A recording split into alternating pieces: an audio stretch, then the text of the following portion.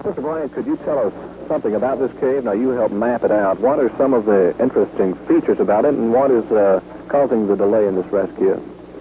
To answer your last question there, the delay in the rescue is, I really don't believe you'd call it a delay. It's a matter of accumulating necessary equipment for this type of operation, which has not, at the present time, arrived.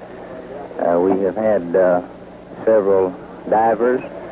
These divers are not familiar with each other's techniques. They're not used to working as a team. And this, of course, has brought a delay in that respect. The cave in itself, of course, the hazard is the water condition. And this water has covered some 180 to 200 feet of passageway to the best we can calculate from the maps. The diver has to negotiate some 180 to 200 feet under this ledge to get into possible air room. Even at this point, he is not back to where we theorize the men are at the present time. There are 4 men, and they're in a section not deeper than 900 feet. We know this because we have been receiving keyed signals on the electric wiring system, which goes only 900 feet. At least one man has to be somewhere on this wire, keying this circuit, getting signals out to us. Now, this doesn't necessarily mean that all of the men is there. It means that one of them is there. But we feel like that all of the men are there and all of the men are safe. Now, these men are experienced spelunkers with hundreds of caves to their records without any such incident happening. And these men going into this cave assured myself before they went in there they would not go in with hazards at the time they went in showing up, such as water rising. So we theorized the water came in unexpectedly after these men had gone in, and due to time elements, they had just about time to get back to this high dome area, which is at the end of the lighting system. And, of course, getting there, the water had cut them off from entrance, and knowing these men, they have set and going to wait there until help comes.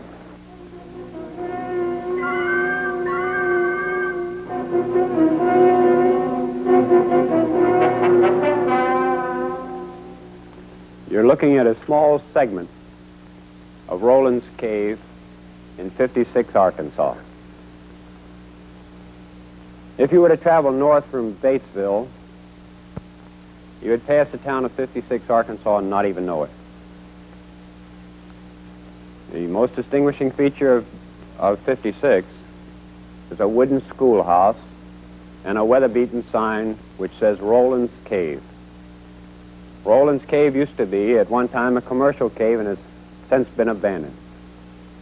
And the reason for it, that in April of every year, this cave floods. It's a massive system, and some believe that it connects with the Blanchard Spring Cave. As you well know, the Blanchard Spring Cavern is considered one of the most beautiful caves in the world. Life magazine had a series on it.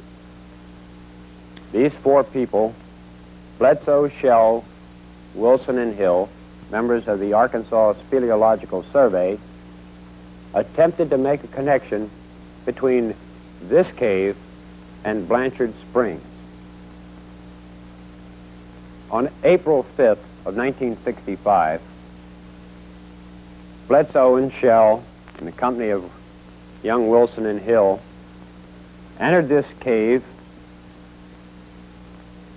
and descended to a point about here to find it partially flooded. They launched rubber boats and continued on their way some 3,000 feet down into the cavern. At that time, it was raining. Running through this main passage from the surface down 900 feet were electric lights and in some places bare electric wire. While they were descending deep into the cave, heavy rain flooded this section. and the water continued to rise. Down in the depths of the cave itself, heavy water entered the system. When Bledsoe noticed the unusual flow of heavy water, a discussion was had to determine whether they should return to the surface or not. And they continued on. Running into extremely heavy water, they decided to go back. Across the rimstone pools, they abandoned their boats until they had reached a point about 500 feet from the entrance. And at that point, they discovered that the water had sealed their way out. Night has fallen at Rowland's cave, and friends and relatives have waited throughout the day and into the cold night for the word from the people that are trapped below. The fires are built all over the sides of the hills, and in the main cabin, the owner of the cave is just as anxious as the friends.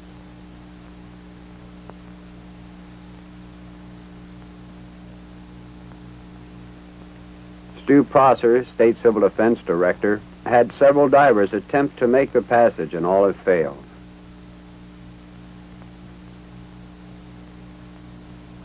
The entranceway to this cave is through this fence and then down a steep hill. At the bottom is water, estimated to be 50 million gallons of water. The cave had flooded this long passage, over 100 feet wide and several hundred feet long, to within a few feet of the ceiling.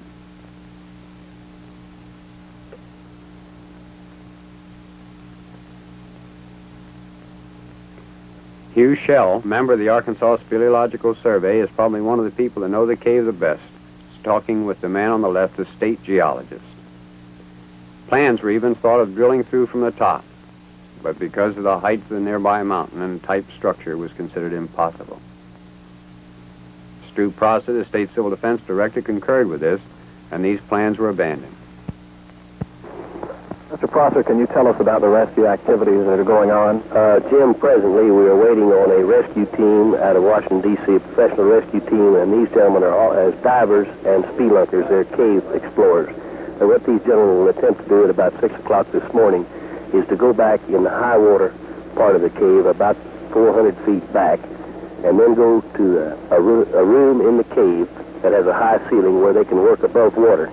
If they do not locate the 4 lost men there, then they will have to go through further on back to another high ceiling room to locate them. Our hopes are at this time to be able to carry the men back food and clothing and medicine in plastic bags. In all probability, we will have to wait for the water to recede to bring them out. As you know, the men have been communicating with us on the electric line that runs back 900 feet by shorting out with a light bulb, and they have been communicating with us. The last message we got was at 2:21 this morning. What is the main problem in these rescue efforts? The main problem would be the fact that you have these low ceilings where the water reaches the ceiling, and you do not have a diver who is experienced in working his way through caves to get back there.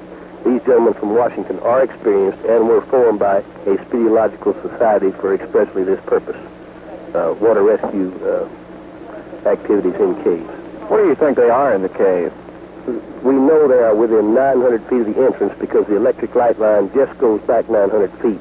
We believe that they are either at the 900-foot point or further towards the entrance of the cave, maybe 400 feet from the mouth of the cave. We're unable to determine right now which spot they're in. The little shed outside housed the original place to buy your ticket. Now abandoned because of the flooding periodically, people gathered around and just talked and wondered about whether they were alive. The electric light switch that controls the lighting system in the cave was the means of the signal communications that informed everyone that they were still alive. So massive is this system, it's beyond comprehension. The father of one of the boys and the mother talked with reporters at the entrance to the cave site. Down below at the cave site, some 50 people moved boats into position. The naval officer is Lieutenant Festag of the Navy Diving School. We called in the Navy when 2 of our own divers had suffered severe colds and were unable to dive. Cave diving is the most dangerous of all. There isn't a chance to surface if a regulator fails. There's an easy chance of getting lost in a maze of passages. The death rate is estimated that 80% of those who dive in caves die in caves. The only reason the water was not pumped was of this immense hill going down. We could not lift the water high enough, and even if we had, it would have probably caught an underground stream and flowed right back into the cave again. So this method of lowering the estimated 50 million gallons of water was abandoned. While these films were being taken, compressors were set up to pump up tanks in the event we needed extra. Equipment was being checked, and the maps studied thoroughly for the best possible means to get back into this system. On the extreme left, you see a small light, part of the electric lighting system in the cave. These lights even went underwater. The gentleman in the middle is myself. Stu Prosser is on the left, and the State Geological Survey man on the right. Members of the Hondo Rescue Squad from Missouri, also part of the National Speleological Society, was called in. This team formed about a year after the National Capital Team formed. Discussion was made as to whether or not the electric lights should be turned off. But had they been turned off, it was assumed that it could cause panic to the four men, not knowing whether the water was rising too high. So the lights were left on. This created a hazard because you must swim past the electric wiring. The gentleman with his back to you is John Thiboney, Assistant Chief of the Rescue Squad, and on his left, Mickey Forbes. Conway Christensen is the man in the middle, and the one slightly to his right is Scott Thiboney.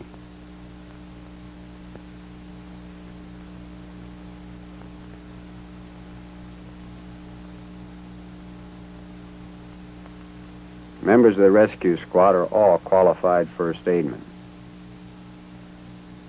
trained in the civil defense at the University of Maryland and light and heavy-duty rescue. All are qualified divers. Jenkins, Navy diver.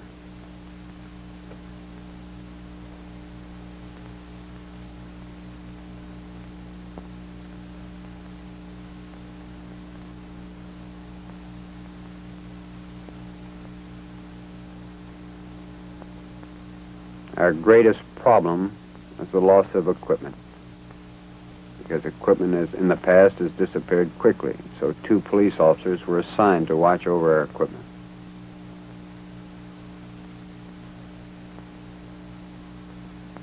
The hats, of course, are carbide lamps on fiberglass helmets.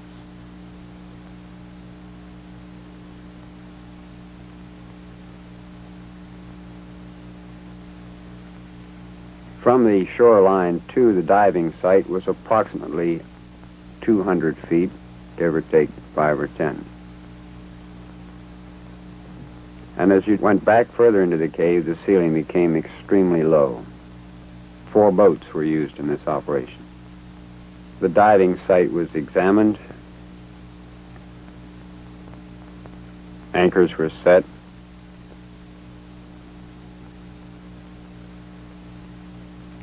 And preparations for the dive. That's Lieutenant Festag, and that's Lyle Thomas. Exploratory dives were made to find the small opening that started the main passage. We knew that the men, or we suspected that the men were still alive. The boats were brought to this point and anchored here. A safety line was carried in 50-foot stretches into this section until finally one of the Navy divers made it through to the 4 people. He found them cold and miserable and very hungry. They were huddled under a poncho with candle for heat. He told them that he would return very shortly and for them not to give up hope, and then he came back out to this point. After the first exploratory dive, his personnel came to the surface and discussed whether to have a two-man diving setup or a three. Decisions were made for a two-man diving setup.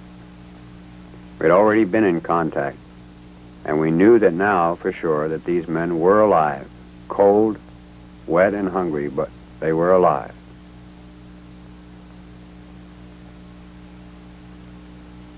Many people ask why they ever do such things.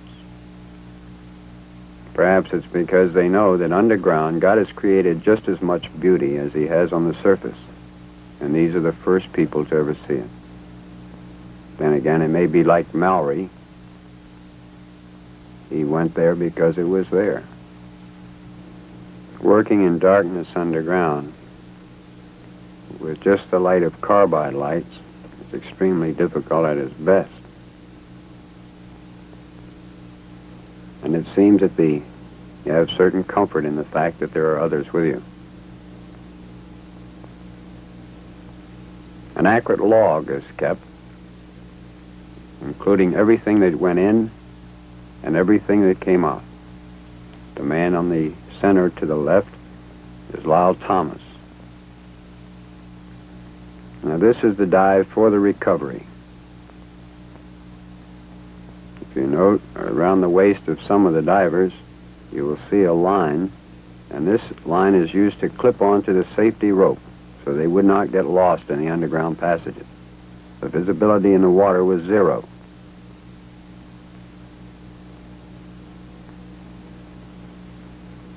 Again, you can see the lighting. In places, these electric lights were bare. And this is the type of water we were diving in. Cold and muddy. Note the safety line.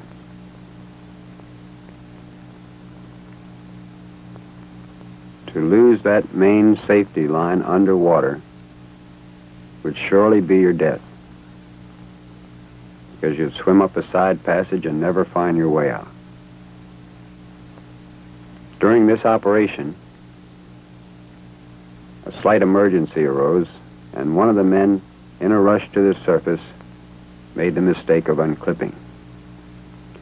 We watched his bubbles come out of the main part of the cave, make a slow circle right before our eyes, and head back into a side passage.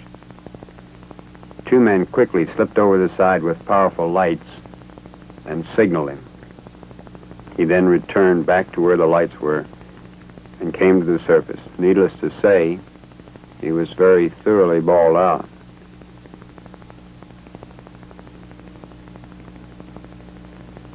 Each boat is equipped with a walkie-talkie for communications to the surface.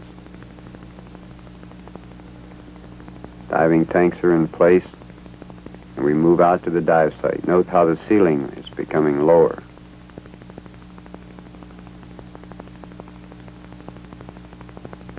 Three boats were kept at the dive site, two at the beach, as the Navy called it. Two divers went through and gave scuba lessons to the four men. And then the Navy diver went first, and the man to be rescued was second, and one of our divers third. They were clipped on to the underwater line with the rescued man holding onto the feet of the Navy diver. And then back through the passage to the anchor point and then to the surface. One by one, this procedure was carried out until in 2 hours and 55 minutes, we safely recovered all four men. And here's our first man. He's happy and smiling now, but he wasn't a little while ago.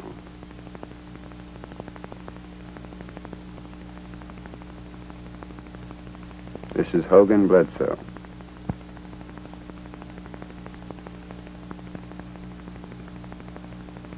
This gentleman coming up, Hugh Shell. the oldest of the group.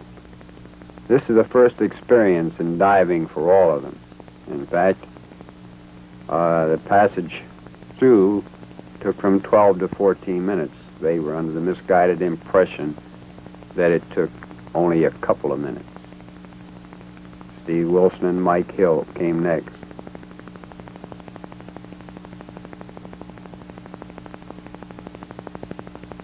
Everybody's happy again.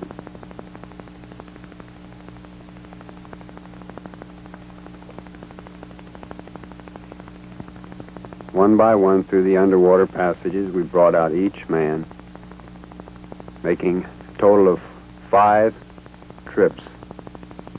And one for an exploratory, which located the people, and then the actual dive. Food was taken into them, and when they heard they had to swim out,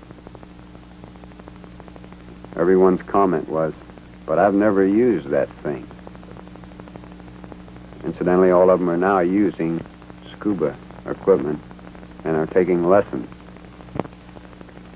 When the last man walked up the hill here with his friends and relatives, Chief Lyle Thomas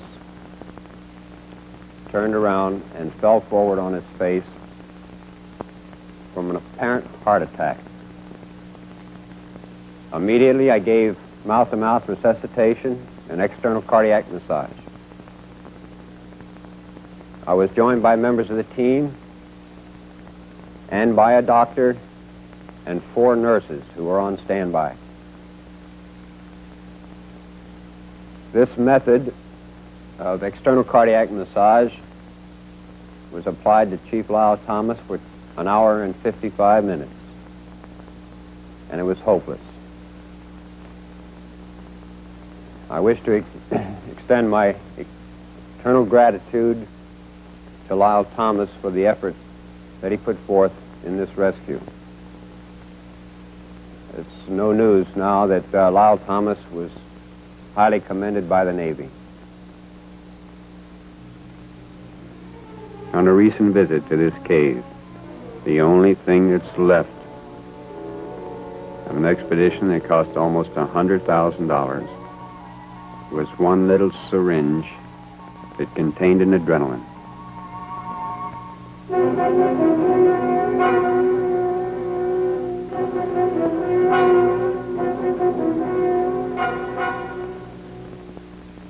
There is on record in the society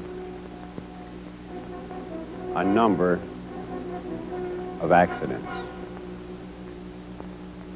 Most of these accidents are caused by carelessness.